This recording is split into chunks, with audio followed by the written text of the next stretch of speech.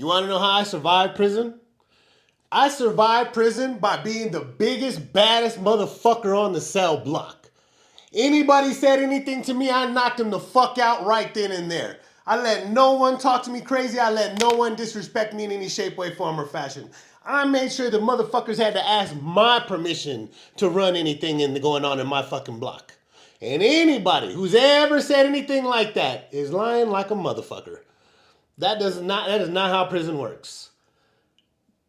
When individuals that come in with that actual kind of attitude, like the one that I just described right then and there, actually people make it. There are a lot of people that will make it their fucking business to come and check that person's temperature. The truth is, man, prison is not actually a really hard place to get along in. You have to learn awareness. You have to learn how to give respect. You have to learn how to respect yourself and understand the consequences of your actions to those around you. And it's basically just built off of respect. Now, I know that's probably weird to most people who've never been to prison. All you guys think of when you think of prisoners and when you think of people that gone to prison is just, the low lifes committing crimes and going to prison. And yes, in order to go to prison, you are not doing great things. You are some sort of low life for sure. Not going to argue that. But prison is actually really easy to get along in as long as you're capable of having respect. Prison is just based off of respect. Believe it or not, those people that go in with the attitude that I described a second ago, not only do people make it their business to come and whoop their asses, basically. Man, there's a lot of individuals that will specifically look for that kind of individual to take their manhood. I'm not making that up. I've known a number of guys that was the guys that they like going after. The ones that acted like they were super tough, walked the yard like they was, you know what I mean? Motherfuckers don't do that in prison because somebody's gonna come check and see if that shit's real. And a lot of dudes will come and take. That's the manhood that they want to take. Is the guy that acts like that, so that he can never act like that again. They get off on that feeling. Now I know that's weird and creepy, and I agree. That's fucking what the fuck is wrong with you? I understand that. I get that. But there's a lot of people that are just like that. There's a guy, the biggest boogeyman in Colorado DOC history. Anybody who's done time in Colorado DOC knows the name Marvin Gaye. This dude is the boogeyman. Everybody knows who he is, even if they've never done time with him. And most of the individuals who have been doing time for like the last 20 years, they haven't done time with him. He's been in what we call ADSEG, administrative segregation, because even though you're in prison, you can still go to jail, which is going to the hole, and you can still go to prison, which is going to the hole for a very long time, which is called ADSEG. He's been in ADSEG for a very long time, or at least was. My point is, this man was such a cold, cold individual. Not only did he enjoy taking the manhood of individuals that were big and strong, he would get them big and strong. Now, I don't understand how guys kept falling for it. I don't get it. But guys would move in with him. Because he was strong as fuck. Dude was, he was, by all accounts, by anybody, this man was a very strong individual. Squatting 700s for reps and stuff like that. Anyways, he would build guys up to where they were strong as hell. They would be some of the strongest men in the entire Colorado DOC system. And that's when he would attack them. That's when he would take their manhood. When they were at their absolute peak prime of their human condition, that's when he would do it. So there's a lot of individuals, man, that's exactly what they get off on. They go for. Some people go for the weak. Don't get me wrong. There's plenty of people that go in for the weak, and that's their thing.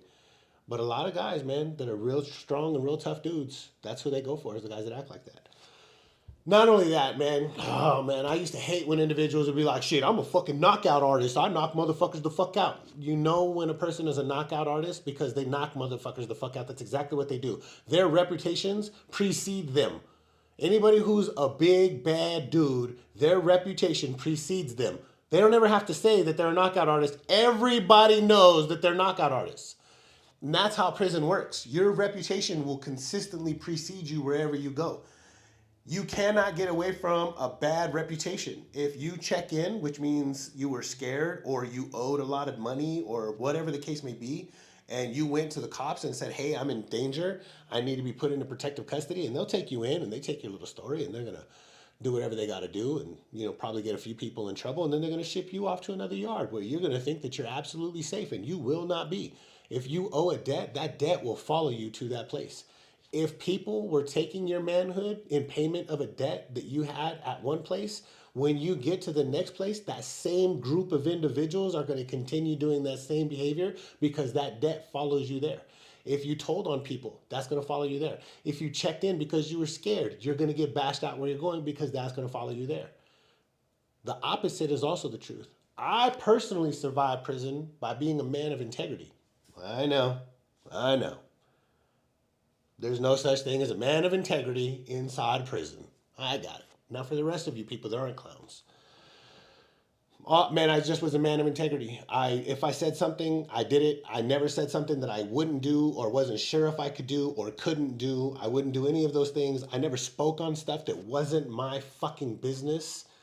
In prison, one of the things you're gonna, I can give you an example. It's kind of a lewd joke, a crude joke, or whatever. Uh, when the phones are not that far from each other, you're close to. No matter what you're doing, you're always next to someone. And when you're on the phone, you do not pay attention to the next person's phone call. You don't do that. That doesn't mean that you're not going to occasionally hear parts of the conversation. It is your job to just not pay attention, regardless of what you heard. Unless, of course, he's like, oh, yeah, I just fucking told on somebody. That's going to be different. Anything like that, people expect you to speak. But if whatever they're talking about business, they're having a conversation, he's having a sexual conversation with his girl, it doesn't matter. That is not your business. You do not pay attention. One day, I'm on one phone, and a guy that I knew really well, not a homie, but we know each other very well, he's on the phone next to me, and it's very rare for prison to be quiet. Very, very, very rare. It was a moment where it was quiet though. And since the phones are so close together, not only can I hear his conversation, he can hear my conversation, even though we're speaking very quietly. I can hear the girl on his phone call, and he can hear the girl on my phone call for sure, because I can hear the girl on his phone call. And the girl on my phone call, I wasn't aware of this at the time, but he goes, he's telling her, he's like, yeah, man, because I'm going to give you all 9 inches of this. And she was like, damn, is that what you're working with? And he was like, yeah, if I hit it twice. Now, like I said, you are not supposed to be paying attention to that man's conversation. But of course, something like that, I couldn't fucking help it. I started cracking the fuck up. And I started cracking up so hard, she was cracking up. The girl on my phone call was like, did he just say what I think he said? And we're all cracking up together. Now, that is an instance where it was okay. We know each other, and it was a very funny thing, and everybody got to share in it. But as a general rule, if something's going on, that's not your business. That's not your fucking business. You don't pay attention to things that are not your business. I never paid attention to shit that wasn't my business.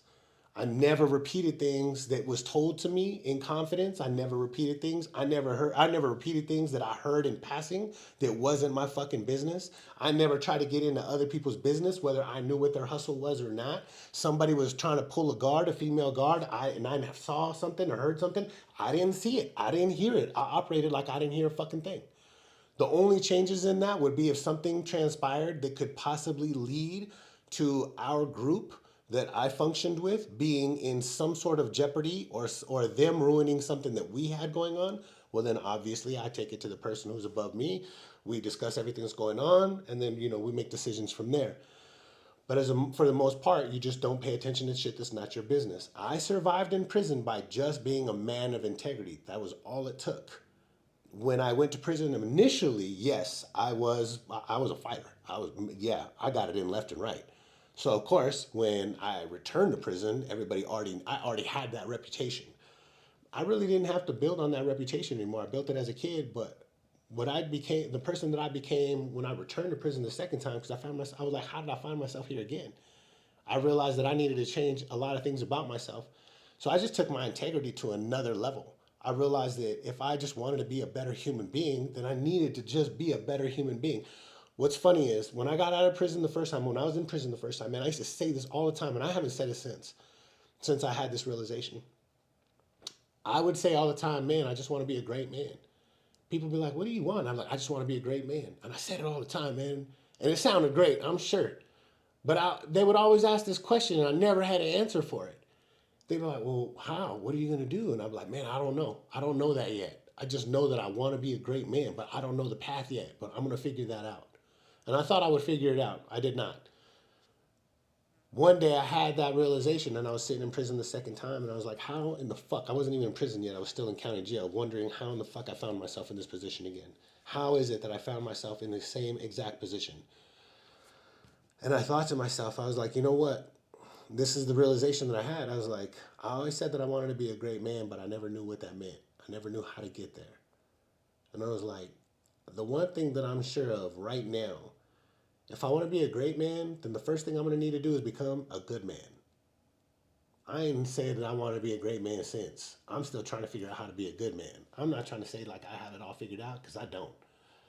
But I recognized right there that I needed to be a good man. If I needed to be a good man, the only way to be a good man was to become a good man, to be a better man. So I took my integrity to another level. Now, out here, it's a little bit different. There is some room for malleability.